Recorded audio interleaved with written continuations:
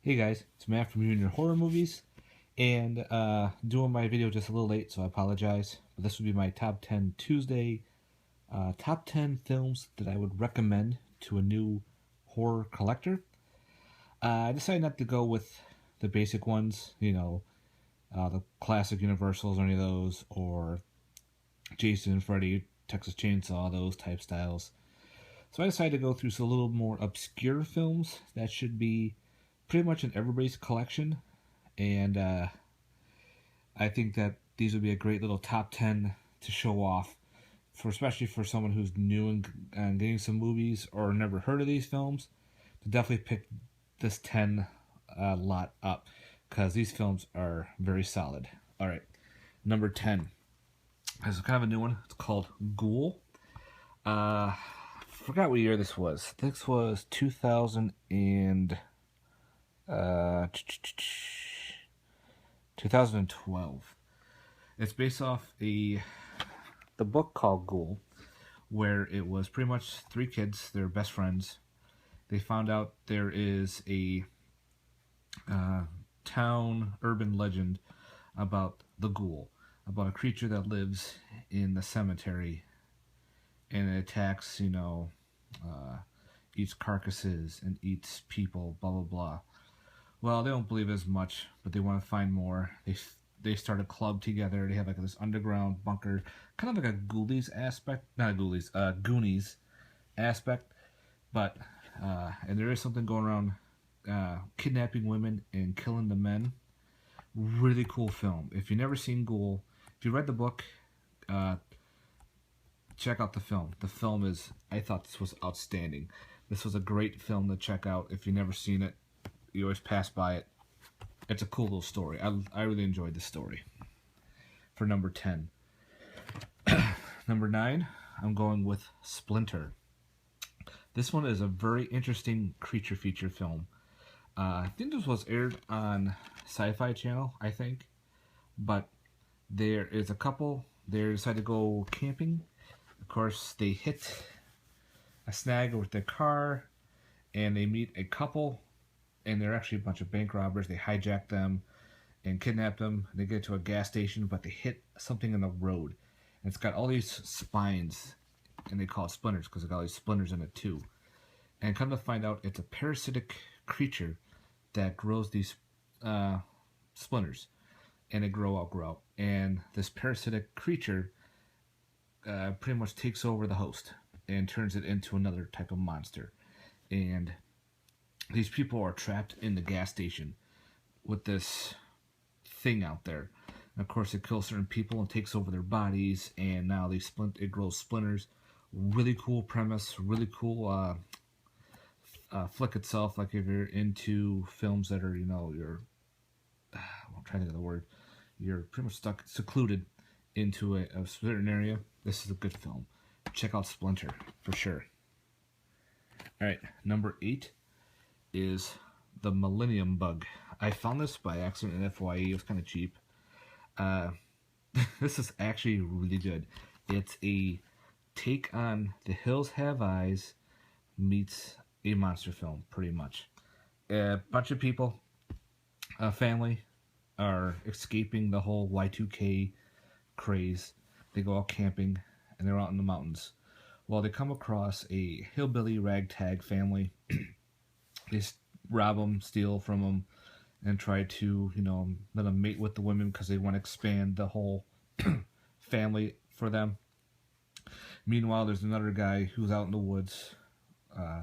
He's a scientist, and he predicts that this creature is going to emerge from Earth, and it takes place every millennia, and it's this gigantic, huge monster. There's cool special effects and practical effects in it. This thing is huge. Like you can see all the teeth here. Definitely check this movie out. If you've never seen Millennium Bug, I recommend this to everybody. If they're into creature features / hillbilly aspects, it's a lot of fun. That's my number 8. Number 7 is a newer one, and that is Late Phases, Night of the Lone Wolf. I just go by Late Phases. Very cool, very great werewolf film. This just got released, I want to say last year. A blind man moves into a housing community. Someone gets killed during a full moon. So he figures, well, the next phase is coming out like in a month. So it's all his preparation to find the killer, find out who the werewolf is. Really great movie. If the person has seen Silver Bullet and they loved it, recommend this one. And that's what I recommend is Light Phases. It's a newer film. I really enjoyed it. That would be my number 6. 7, sorry, number 7. Number 6 right here is The Beyond. Excuse me. Gotta include some Fulci. Anyone who's collecting into horror movies needs to have some type of Fulci films in their collection, and The Beyond is probably the best one to recommend. It's got pretty much a lot of things. It's got zombies, killer spiders, people getting pierced. The whole Italian aspect of this film is awesome. Can't say anything bad about this one at all. I recommend anyone at least picking up the unrated. Don't recommend the cut version because it kind of ruins it. But if they've seen the cut and they need to say it was bad, tell them to check out the uncut. Be well worth it. So that'll be number 6. Number 5 is The Wicker Man. Now this is the original, not the remake. I know my wife loves the remake. I don't. I love the original. Yeah. Like I say, this is the Citizen Kane of horror films. It's a little different type of horror film. It's not monsters. It's not serial killers. It's not slashers. It's a little bit of a religious type killer film. Yeah. I don't know how to explain it more often, like if I want to explain it to a person collecting, but it's kind of like a pagan society that every year they celebrate the Wicker Man they have to sacrifice someone to their gods so they can have crops every year. And of course, a cop comes aboard to stop a murder and to find a missing girl, and he's the one that gets suckered in. Really good movie.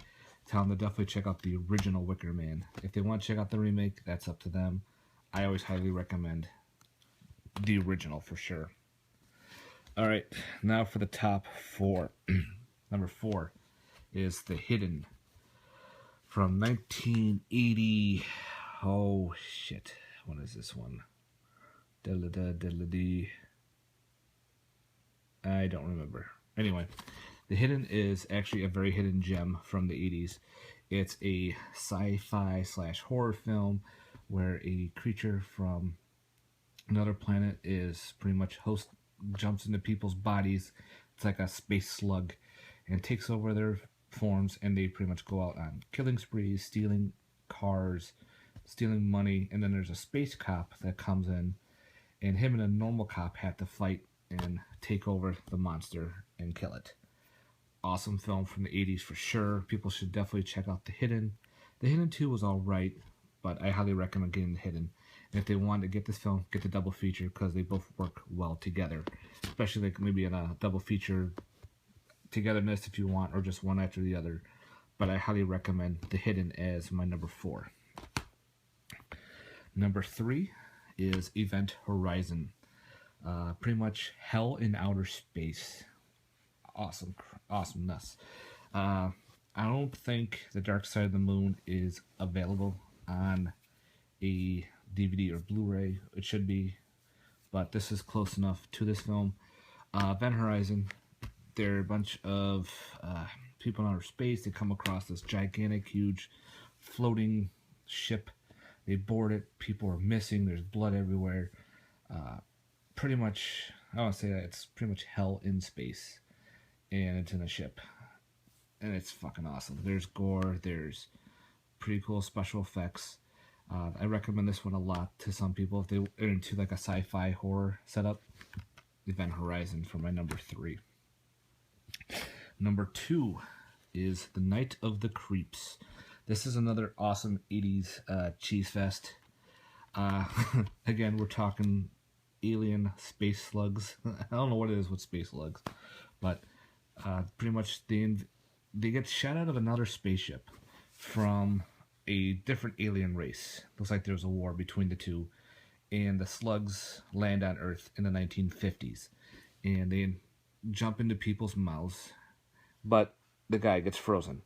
So 30 years later, they bunch of college kids on a prank and on a haze decide to steal the body, and of course it thaws out and the giant space slugs are around pretty much. And of course they get into people's bodies and turn you into living zombies. Well, undead zombies, I should say.